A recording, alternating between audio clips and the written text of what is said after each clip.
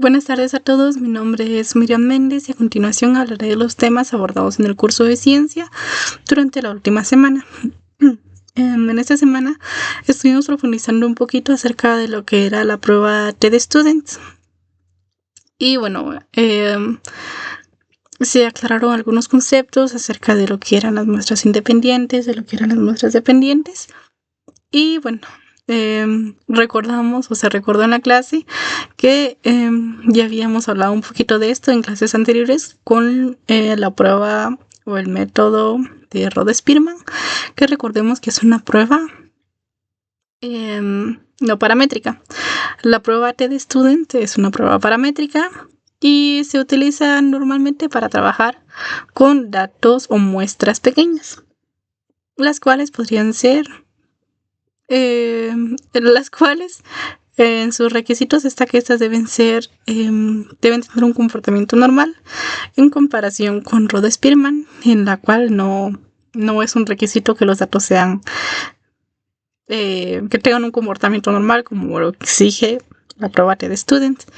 Entonces dice que en esta clase nosotros hablamos acerca de la muestra independiente, en las cuales vamos a comparar grupos diferentes, ¿sí? O sea, al referirnos a muestra independiente, vamos a hablar de grupos distintos. Si hablamos de una prueba dependiente, hablaríamos como de datos apareados, donde vamos a medir una misma variable o sea, una variable ya sea antes o después, con una misma persona, ¿sí? En la de muestras independientes, vamos a medir las variables, pero con grupos distintos. Entonces,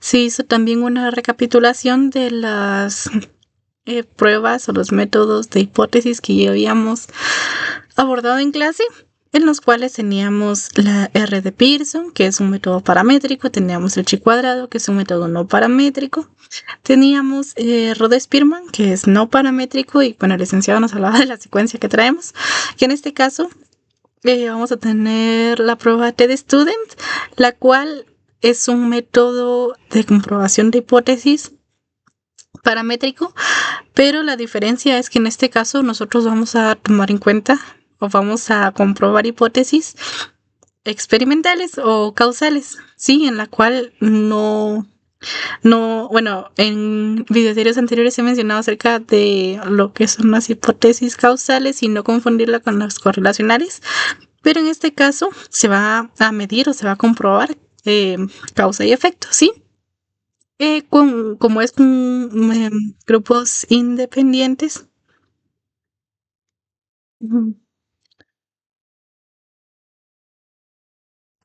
Y bueno, como mencionaba anteriormente, vamos a hablar acerca de hipótesis de causa y efecto. Entonces,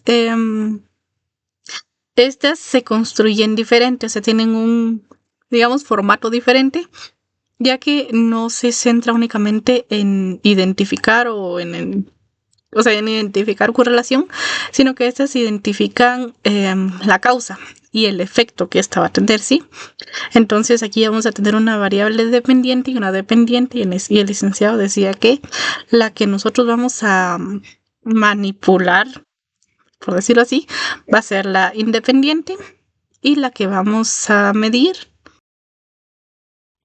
sería únicamente la variable dependiente. Entonces, es necesario tener claros estos aspectos, ya que de cierta manera se podrían confundir en algún momento. Y bueno, en sí, como había dicho anteriormente, esta va a trabajar con muestras independientes, ya que es de lo que estamos hablando, y esta va a comparar en sí las medias de esas muestras, ¿sí? Y con esta vamos a establecer si existe, si las diferencias de esas medias son significativas. O sea, bueno, son estadísticamente significativas entre ellas, ¿sí?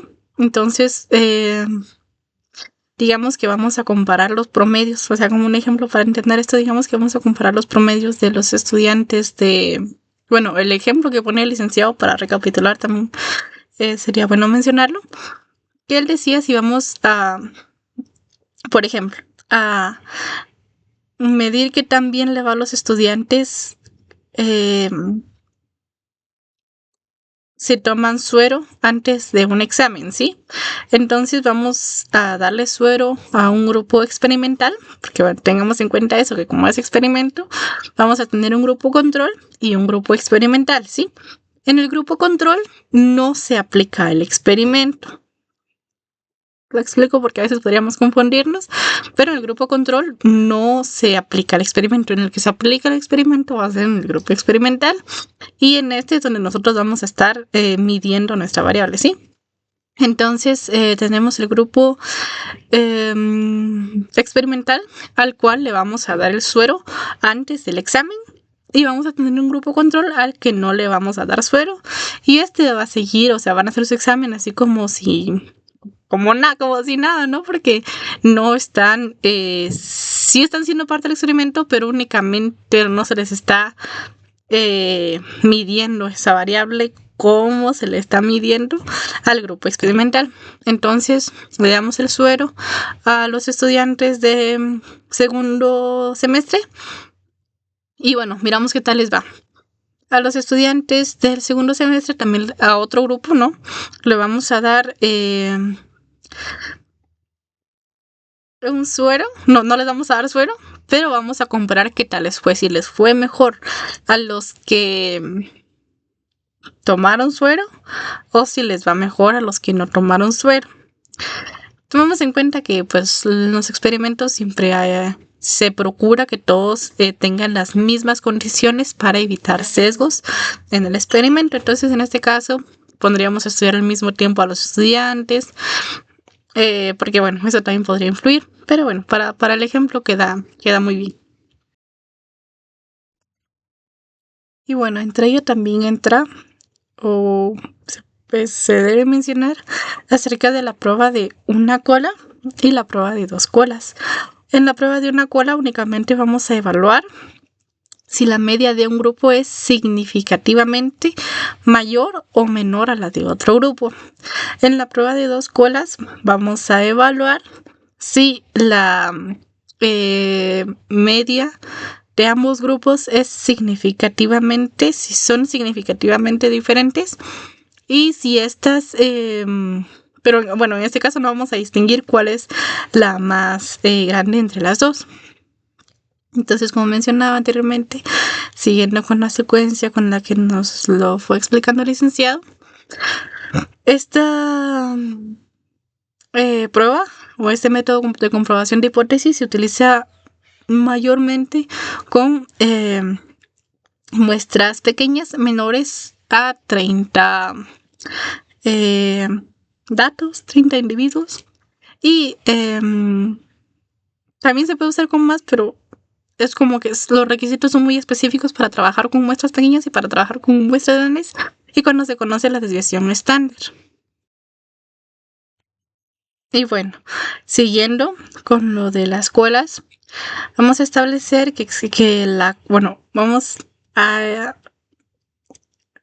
siguiendo con lo de las colas, bueno, existe o podemos identificar o evaluar la cola derecha y la cola izquierda.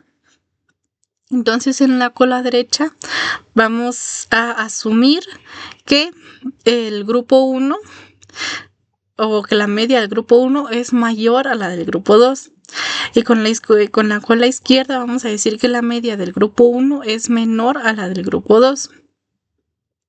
En este caso vamos a decir que se establece cuando formulamos las hipótesis. Entonces ahí es donde nosotros evaluamos si una es significativamente mayor o menor a la que formulamos, ¿sí? O sea, podemos establecerlo desde ese momento. Así también es importante mencionar que aquí vamos a trabajar con niveles de significancia, como lo hemos hecho con otras hipótesis, otros métodos de comprobación de hipótesis. En este caso, pues se recomienda utilizar el 0.05, lo que representaría el 5%. Es importante no confundirlo con 0.5 porque en este caso ya representaría el 50%. Entonces 0.5, 5%. 0.05, 5%. Y bueno, recordemos que esto siempre nos tiene que dar 1 o 100, ¿sí? Entonces no nos puede dar, por ejemplo, no podemos utilizar un nivel de significancia de 0.1 y trabajar con y esperar que esto nos dé una totalidad si nosotros vamos a seguir utilizando el restante con un 95%. Entonces es necesario que siempre nos sume que siempre nos dé el 100%. Entonces,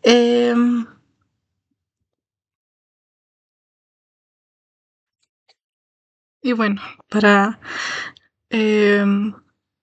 iniciar explicando cómo se aplica la fórmula y todo eso.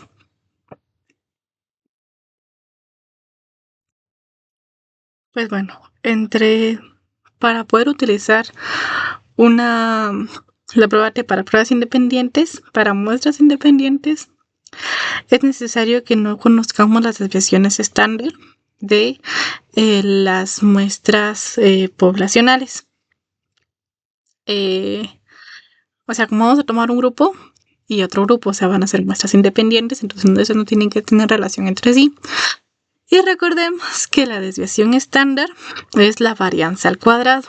Y la varianza es eso que nos queda de la media, ¿sí? O sea, la varianza es esa cantidad que nosotros tenemos que ajustar para que exista, para establecer un promedio, ¿sí? Entonces digamos que yo tengo 5 dedos, ¿sí? Y para que todo sea igual, por ejemplo, le tengo que quitar... ay, es difícil, bueno, no tan difícil explicar, pero bueno, digamos que para establecer una media, yo tengo, digamos, estos dedos son el promedio, digamos, el dedo índice, esos dos dedos son el promedio, pero para que todos mis dedos queden como del mismo tamaño, entonces a unos le tengo que quitar tamaño, ¿sí? O sea, digamos, bueno, vamos a poner así que el dedo meñique, ¿dónde está la cámara? Digamos que, bueno, dejémoslo con el dedo índice, ya. Con el dedo índice va a ser la media de mis dedos, ¿sí? Pero para que todos tengan el tamaño del dedo índice, le tengo que quitar tamaño a estos para que este dedo sea más grande y este tamaño del dedo pueda quedar del mismo tamaño que este dedo. Entonces todos esos poquitos que yo voy quitando para ajustar todos mis dedos, miren, o sea, al pulgar le faltaría bastante para hacer del tamaño de mi dedo índice. Entonces esto, para que este dedo quede así, le voy a quitar, por ejemplo, a este, ¿sí? Entonces, para que quede así, este poquito que yo tengo que quitarle y esos poquitos que yo tengo que ir sumando y restando van a hacer la varianza. Entonces, lo que vamos a hacer es vamos a sumar todos esos poquitos. Eso va a ser la varianza y esa varianza yo la tengo que elevar al cuadrado. No, sacarle raíz cuadrada. Y de esa forma, pues ya nos va a quedar nuestra, ¿qué les dije? Nuestra desviación estándar. Y bueno, también es necesario que las muestras sean, ya me quedé sin tiempo, que las muestras sean independientes, que estas sean, que las muestras hayan sido escogidas de manera aleatoria, o sea que quiere decir que no todas, que todos hayan tenido la posibilidad de ser elegidos para que esto pueda ser un poquito más confiables. Cuando se trabaja con muestras pequeñas es necesario que tengan un comportamiento normal. Y bueno, para tenemos que establecer un grado de libertad en el cual nosotros vamos a restar, digamos, tenemos las dos muestras N1 y N2.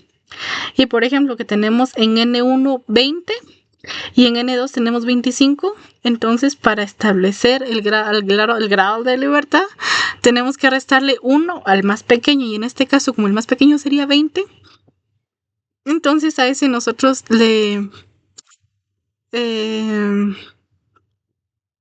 le restaríamos y quedaría nuestro grado de libertad con 19. Esto lo podemos trabajar en Excel de forma muy sencilla. Y bueno, los valores P son la probabilidad de obtener los resultados observados si la hipótesis nula es verdadera. Entonces aquí vamos a ver cómo se lee un poquito la variable. El valor crítico también nos va a servir para establecer si existe, si nosotros aceptamos nuestra hipótesis nula o la rechazamos. Entonces, bueno, también se habla acerca de los intervalos de confianza y demás aspectos que quizás podremos profundizar en clase. Entonces, espero que les haya sido de utilidad este video diario. Y si no, pues para eso estamos aprendiendo juntos. Feliz tarde y muchas gracias a todos.